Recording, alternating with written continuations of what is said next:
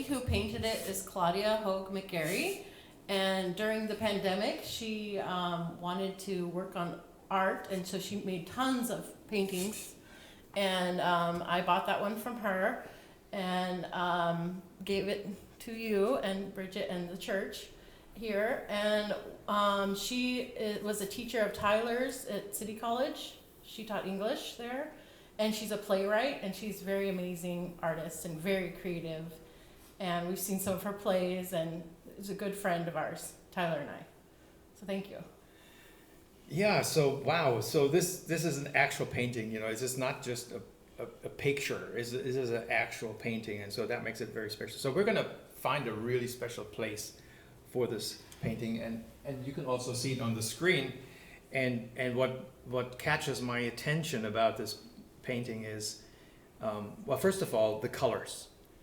They just all work, right? The colors are beautiful, and it kind of looks a little bit like stained glass window. Does it come across to you like that as well? So I think that's another thing that makes it very appropriate for the church, and it also excites me because if you look at the faces of these people, whether it's Mary and Joseph, the wise men, or the three kings, and even baby Jesus, you know, there's a lot of color there. So just as we are all created differently, we're, you know, all different colors and races and cultures. This is kind of represented in that as well, and I love that. I love that fact.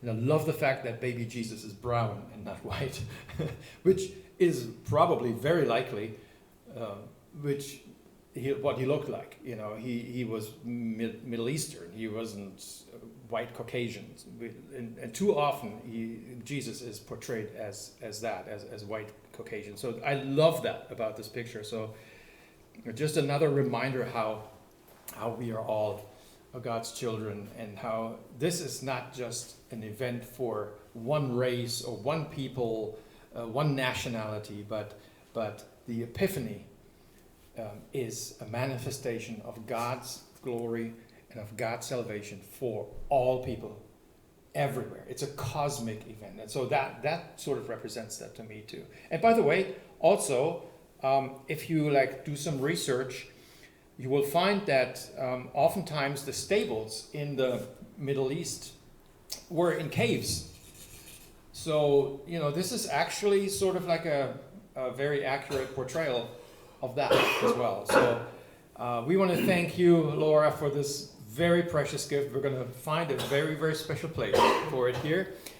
And we also want to thank the artist, Claudia, who couldn't be here today because she's in Hawaii, but with her family. And so we want to thank her as well. Thank you so much for making this beautiful, beautiful picture. And we're going to actually talk a little bit more about that during my message. So, thank you. Thank you, Laura.